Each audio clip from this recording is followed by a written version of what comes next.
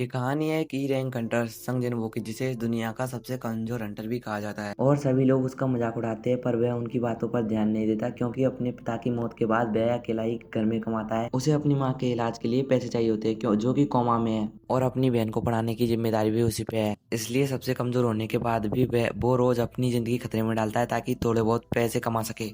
पर एक दिन जब डंजन में सभी लोग उसे मरने के लिए छोड़ जाते हैं, उसकी सेकेंड अवेकनिंग होती है और वो बन जाता है एक दुनिया का इकलौता हंटर जो अपना लेवल अप कर सकता है। कहानी की शुरुआत में हमें 3 साल पहले का सीन दिखाया जाता है, जहाँ एक आइलैंड पर कई सारे मॉन्स्टरों से हंटर लड़ रहे होते हैं। लेकिन वो हंट मॉन्स्टर बहुत ज्यादा स्ट्रांग होते हैं और वो आसानी से उन सभी हंटरों को हरा देते हैं और कई को बुरी तरह घायल कर देते हैं। एक हंटर वहाँ पे मरने ही वाला होता है, तभी वहाँ पे एक हीलर पहुंच जाता है और उसे बचाकर तुरंत ही उसके जख्मों को हील कर देता है।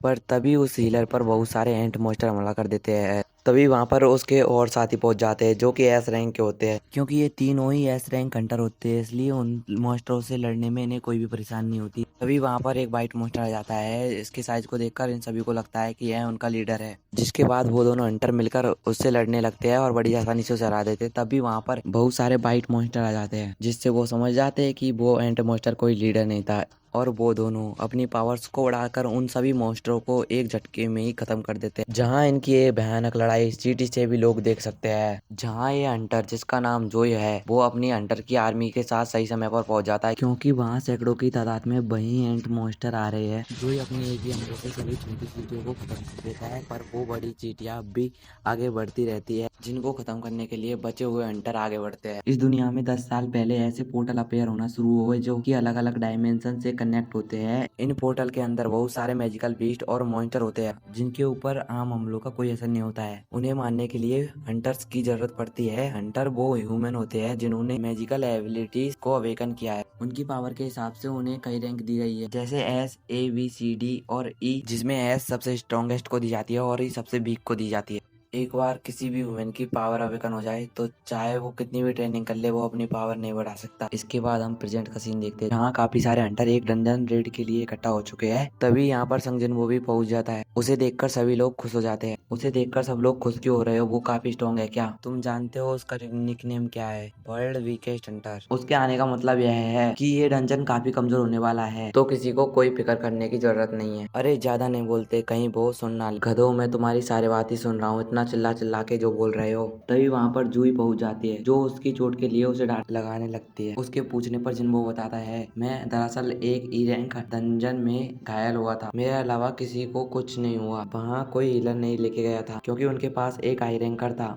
एक हाई रैंकर होने का मतलब यह नहीं कि वो हीलर लेके नहीं जाएंगे। नहीं, कोई बात नहीं, ऐसा इसीलिए हुआ क्योंकि मैं कमजोर हूँ, अब तो मुझे इसकी आदत हो गई है। ये सुनकर जूही कुछ नहीं बोल पाती। आगे सभी लोग रेड पर जाने के लिए तैयार हो जाते हैं, जिनके सामने एक हंटर खड़ा होता है, जिसका नाम मिस्टर संग है। वो बताता है कि वो इस पार्टी का लीडर बनना चाहता है। किसी को कोई तकलीफ तो नहीं, क्योंकि वह सबसे स्ट्रॉन्ग था, इसलिए सभी उसके लीडर बनने के लिए मान जाते हैं। इसके बाद सभी लोग डंजन में एक एक करके चले जाते हैं, पर जिन बाहर खड़ा होकर सोच रहा था, ये छोटी सी नाइफ जिसकी मैजिकल एनर्जी बहुत कम है, पर मैं अपनी इनकम से यही अफोर्ड कर सकता हूँ। चलो, कुछ ना होने से तो कुछ होना बेहतर है। और वो भी पोर्टल के अंदर चला जाता है। कुछ देर बाद वो एक मॉन्स्टर को हरा देता है, जिससे उसको एक माना क्रिस्टल मिलता है। मॉन्स्टरों को मारने के बाद उनसे माना क्रिस्टल और जेम गिरते हैं, जिन्हें वो हंटर गिल्ड में देकर काफी पैसे कमाते हैं। इन क्रिस्टल का यूज करके वेपन्स और मैजिकल आइटम बनते हैं, जो कि ताकतवर मॉन्स्टरों को हराने में काम आते हैं। मॉन्स्टर जितना ज्यादा स्ट्रॉन्ग होता है, उसकी गिराई हुई उससे बनी मैजिकल आइटम भी उतनी ही कीमती होती है। तभी एक गॉब्लिन जिन्वो के ऊपर हमला कर देता है, जिससे उसकी नाइफ में क्रैक आ जाता है। किसी तरह जिन्वो गॉब्लिन के अटैक को डॉज करके और मौका मिलते ही उसके ऊपर हमला कर देता है, पर उस क्रैक की वजह से उसकी नाइफ टूट जाती है और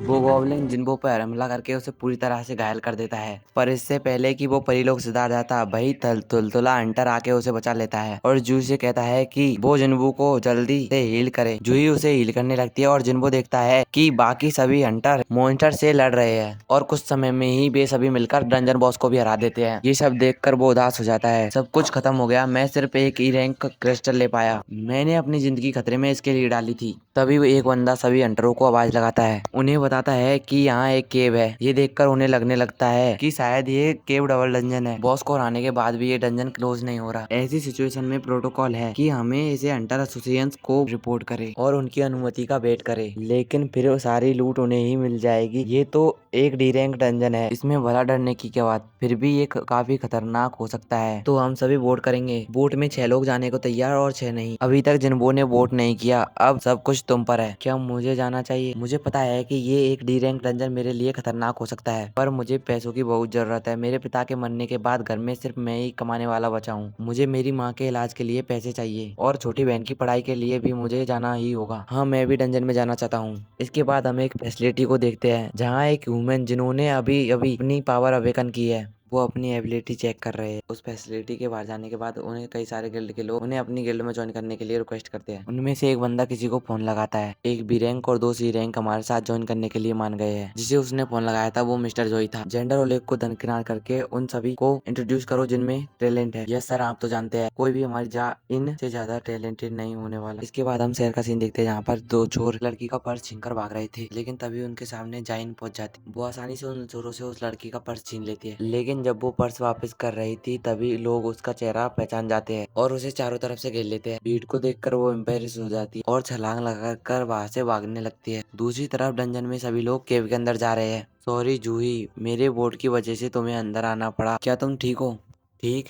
मैं कैसे ठीक हो सकती हूँ? अगर हमला थोड़ा सा भी ऊपर होता तो तुम मर चुके होते। तुम्हें पता भी है मैंने कितनी मुश्किल से तुम्हें हील किया है। उसकी डांट सुनकर वह समझ जाता है कि वो उस बी रैंक के हंटर की वजह से ही अभी तक जिंदा है, और वो फिर से माफी मांगता है। अगर तुम माफी मांगना चाहते हो तो कभी मुझे खाने पे लेके जाना। इधर तो इस बड़वे की भी जीएफ बनने के लिए तैयार है। तभी वे सभी लोग एक बड़े से दरवाजे के सामने पहुंच जाते हैं। इतना बड़ा दरवाजा मिलना कोई आम बात नहीं, लेकिन किम कहता है कि अगर हम यहाँ तक पहुंच गए हैं तो हम खाली हाथ नहीं जाने वाले। वहीं दूसरी तरफ सिटी में जो लोग नए हंटर बने हैं उन्हें हंटर एसोसिएशन के प्रेसिडेंट की वीडियो दिखाई जा रही है। ये पोर्टल इस दुनिया में 10 साल से भी पहले आए थे, लेकिन कई सारी मिस्ट्री है जिन्हें हम नहीं जानते हैं। और अगर आप एक हंटर की तरह सरवाइव करना चाहते हो तो आपको हर वक्त सावधान रहना जरूरी है। चाहे आप कितने भी एक्सपीरियंस्ड क्यों ना हो, आप भी एक ही तरह से सरवाइव कर सकते हैं, और वो है हर वक्त सतर्क रहकर। लेकिन इन बड़ुओं को देखकर लगता है ये इन सब बातों को भूल गए हैं और ये इधर घुस जाते हैं। इस वीडियो में सिर्फ इतना ही। अगली वीडियो में सेकंड पार्ट में इसकी रीअवेकनिंग होगी,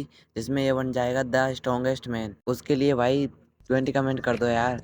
भाई मेरा पहला वीडियो है, इसलिए भाई सपोर्ट दिखा देना यार। मैंने इस वीडियो के लिए मैंने 17-18 घंटे काम किया है भाई, 5-6 दिन में।